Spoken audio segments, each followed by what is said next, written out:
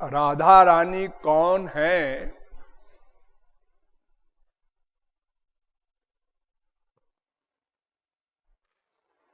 विश्व में इन्हें गिने लोग जानते हैं। महापुरुषों को छोड़कर अथवा किसी महापुरुष के द्वारा जिसको तत्व ज्ञान कराया गया हो, राधा रानी का तत्व समझाया गया हो, उसको छोड़कर और कोई नहीं जानता।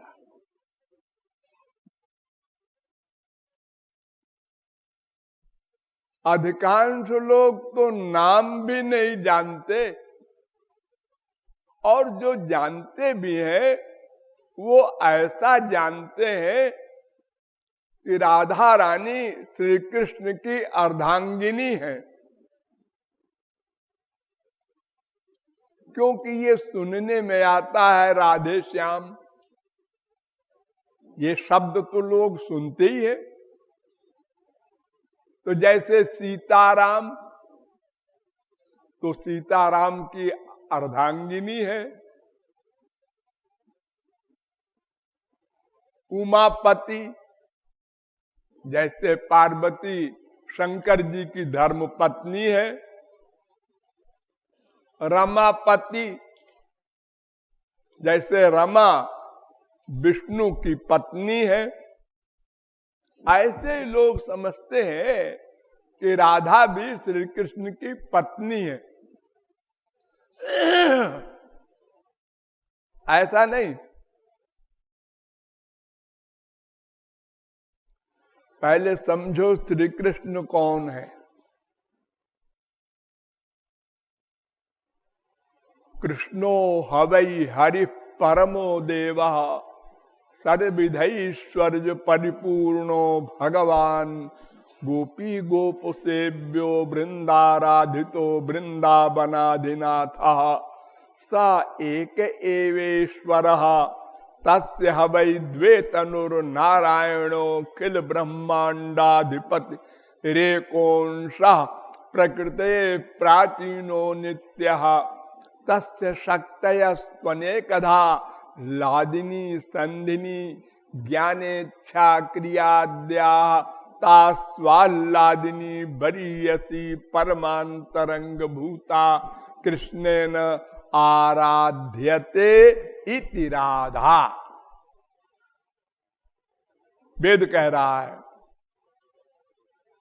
संक्षेप में यो समझ लो, श्री कृष्ण जिसकी भक्ति करते हो, कृष्णेन आराध्यते, जिसकी आराधना कर रहे हो श्री कृष्ण,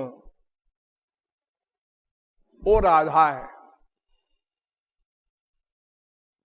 फिर वेद कहता है यस्या रेणुम पादयोर विश्वभर्ता धरते मूर्धनि यस्या अंके विलुंठन कृष्ण देवो नैव सस्मार गोलोकाख्यम धाम पदम सांसा कमला शैलपुत्री ताम शक्तिधात्रीम राधिकाम नमामः। वेद कह रहा है जिसकी चरण धूलि को विश्वंभर श्री कृष्ण अपने सिर पर रखते हो और जिसकी गोद में लेटकर अपने गोलोक को भूल जाते हो, ऐसी आराध्या तत्व का नाम राधा रानी है। और हमारे वेद व्यास भी पुराणों में कहते हैं राधैवाराध्यते मया। श्री कृष्ण कह रहे हैं मैं राधा की आराधना करता हूं। स्कंद पुराण भी कहता है आत्मा तू राधिका तस्य, श्री कृष्ण की आत्मा है राधा। जैसे आपकी आत्मा है जीव और बाकी शरीर उसके दास हैं, ऐसे परमात्मा की आत्मा राधा है, परमात्मा उनके दास हैं।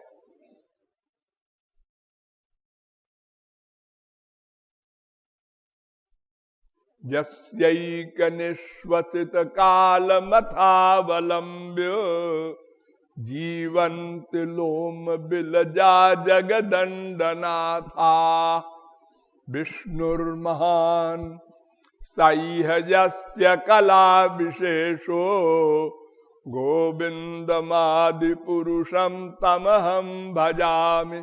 ब्रह्म संहिता 5वें अध्याय का 48वां श्लोक।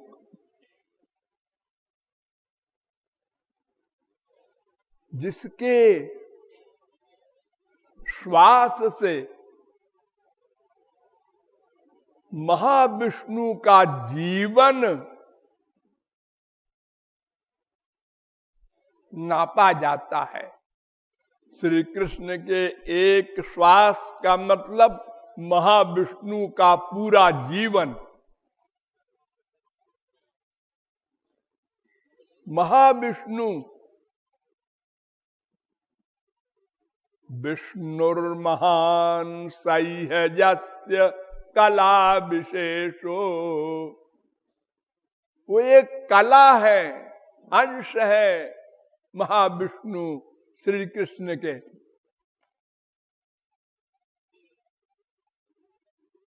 कारणार्णव साई उनको कहते हैं, महाविष्णु को। कारणार्णव साई के अंश है गर्भोदशाई महाविष्णु। गर्भोदशाई के अंश है क्षीरोदशाई महाविष्णु, और क्षीरोदशाई के अंश है अनंत कोटि ब्रह्मा विष्णु शंकर।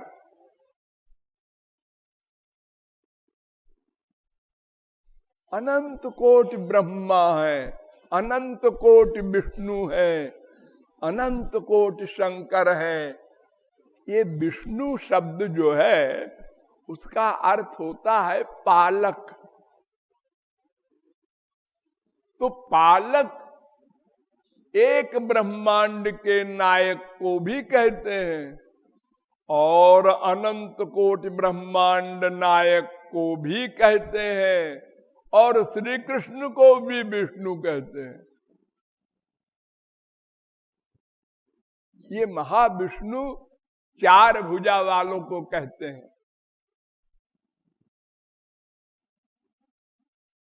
आप लोगों ने फोटो वोटो में देखे होंगे शंख चक्र गदा पद्म, 4 भुजा वाले। और श्री कृष्ण 2 भुजा वाले हैं ना। दुभिजम ज्ञान मुद्राढ़ वनमालिनीश्वरम वेद कहता है। 2 भुजा वाले श्री कृष्ण है। तमेकम गोविंदम सच्चिदानंद विग्रहम वेद कहता है। वो सच्चिदानंद ब्रह्म है श्री कृष्ण। एको वशी सर्वगा कृष्ण ईड्य वेद कहता है। एको पिसन जो बहुधा विभाद वेद कहता है। वेद में पूछा गया कह परमो देवा, सुप्रीम पावर कौन है, अंतिम पराशक्ति कौन है।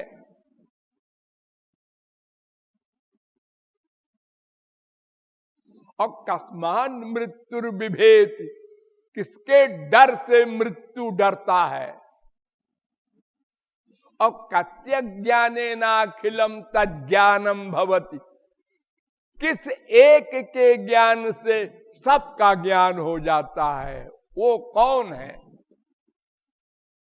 तो उत्तर दिया गया, कृष्णो हवई परमई परमम दैवतम। वो श्री कृष्ण नाम का परम तत्व है। गोविंदान मृत्युर्विभेति, गोविंद से मृत्यु कांपता है। और गोपी जन वल्लभ ज्ञानेनाखिलम ज्ञानम भवत। और श्री कृष्ण को जान ले तो सबका ज्ञान अपने आप हो जाता है। वो श्री कृष्ण है, उनकी आराध्या है राधा।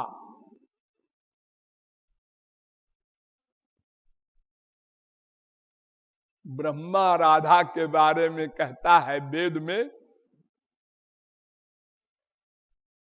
राधा वही सर्वेश्वरी महिमास्या स्वायुर्माने नापि काले न वक्तुम न चोत्सहे।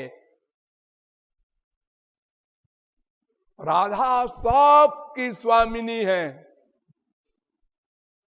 उनकी महिमा को ब्रह्मा कहता है, मैं अपनी पूरी आयु में भी आंशिक रूप में नहीं बता सकता। ऐसी महिमा है। ब्रह्मा की कितनी बड़ी उम्र होती है।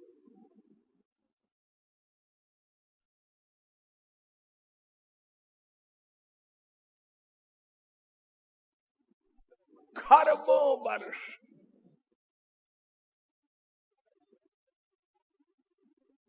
तैतालीस लाख 20,000 वर्ष का 4 युग, 71 बार 4 युग बीत जाए तो एक मनवंतर, 30,67,20,000 वर्ष का एक मनवंतर, 14 मनवंतर बीत जाए तो ब्रह्मा का एक दिन, उसको कल्प कहते हैं।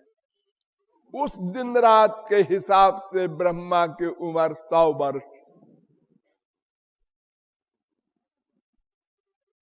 राधा रानी के बारे में राधा रानी भी नहीं बता सकती, दूसरा कौन बताएगा। इतना समझ लीजिए कि जिसको वेद अंतिम परम तत्व कहता है, कृष्ण एव परोध्या देव तम ध्यायेत तम रसयेत तम भजेत। वे श्री कृष्ण भी राधा रानी की उपासना करते हैं। वो राधा रानी है। अर्धांगिनी तो उनकी महालक्ष्मी है। वो बिचारी तो गोपियों का मुकाबला नहीं कर सकती। ध्यान दो, भागवत कहती है, नायम श्रियोंग उनितांतरते प्रसादा स्वर्योषिताम नलिन गंधरुचाम कुतोन्या रासोत्सवेस्य भुजदंड गृहीत कंठ लब्धाशिषाम यौदगाद ब्रज सुंदरीणाम। ब्रज गोपियों को जो रस दिया श्री कृष्ण ने, वो नायम श्रीयोंग श्री लक्ष्मी को नहीं मिला। स्वर्ग की अप्सराओं को क्या मिलेगा, उनकी बिचारियों की क्या हैसियत है। यद्वांछया श्रीर ललना चरत तपो विहाय कामान सुचिरम धृतव्रता। भागवत।